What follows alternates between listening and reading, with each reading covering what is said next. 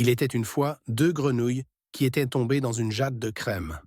Les deux grenouilles ne pouvaient pas nager dans la crème, trop épaisse, et elles ne pouvaient pas en sortir à cause des rebords trop hauts de la jatte.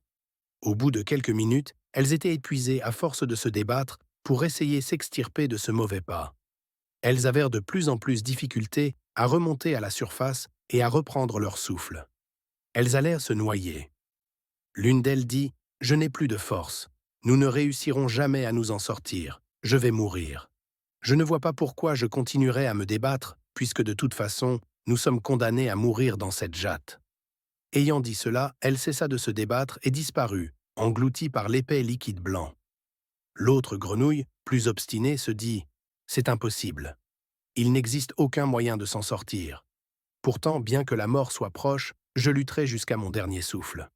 Je refuse de mourir ainsi sans rien faire. » Elle continua à s'agiter au même endroit, sans avancer, pendant des heures et des heures. Et puis soudain, à force de battre des cuisses, de s'agiter et de se débattre, la crème se transforma en beurre.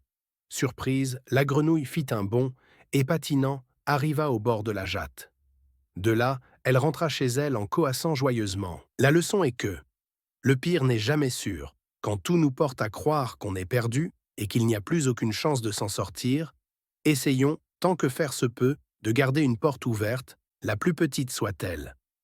Y croire, coûte que coûte, jusqu'au bout, c'est optimiser les chances de voir l'impossible se produire.